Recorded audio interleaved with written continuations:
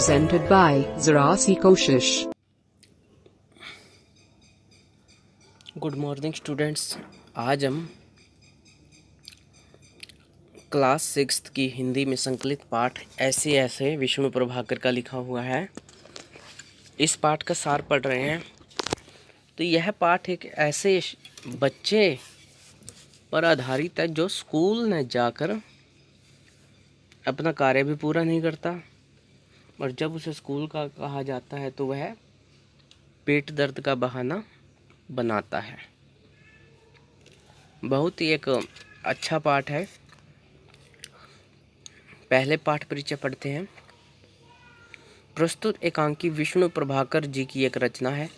इस एकांकी के माध्यम से उन्होंने बताया है कि जब बच्चों का विद्यालय का कार्य पूरा नहीं होता तो वह कैसे कैसे बहाने करते हैं। इस एकांकी में एक बच्चा काम पूरा न होने पर पेट दर्द का बहाना करता है।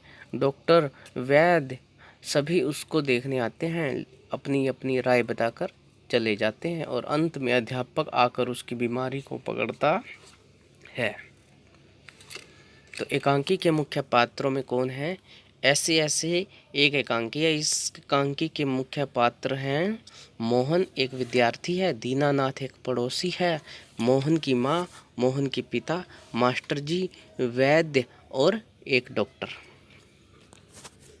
एक पड़ोसिन। सारांश पढ़ते हैं।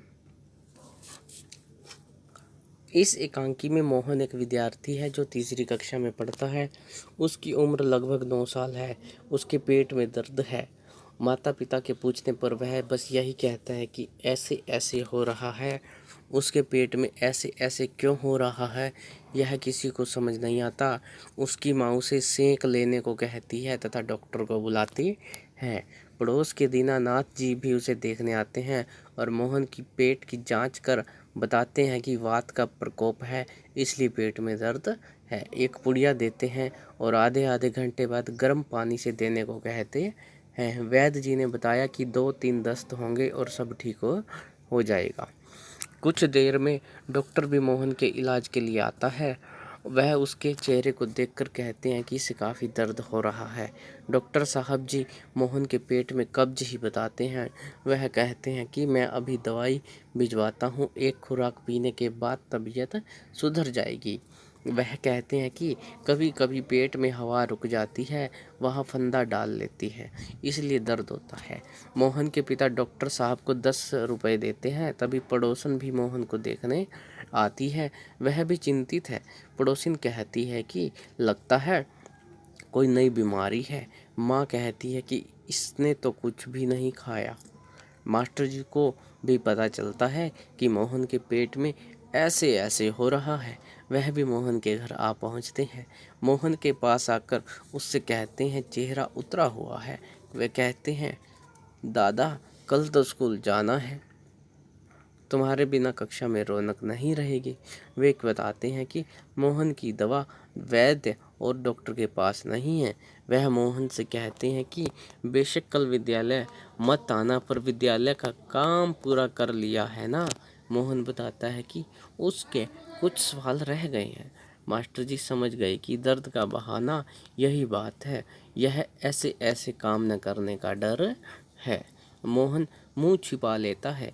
मास्टर हंसकर बताते हैं कि मोहन ने महीना भर मौज मस्ती की है, स्कूल का काम बिछड़ गया है, डर के मारे उसके पेट में ऐसे ऐसे होने लगा है।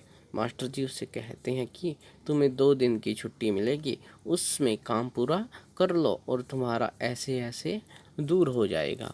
उसी समय पिताजी दवा लेकर आते हैं। माँ मोहन को डांट रही है कि तेरे चक्कर में 15-20 रुपए खर्च हो गए। वह पिताजी को सच्चाई बताती है।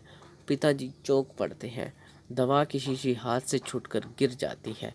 उसी क्षण मोहन उठ खड़ा होता है। एक क्षण तक सभी मोहन को देखते रहते हैं, फिर हंस पड़ते हैं। माँ उसे ठगी सी देखती है।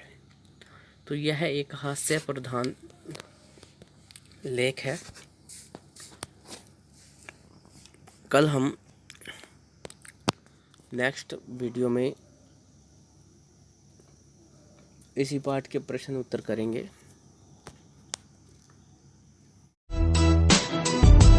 Powered by PK Star 007. Powered by PK Star 007.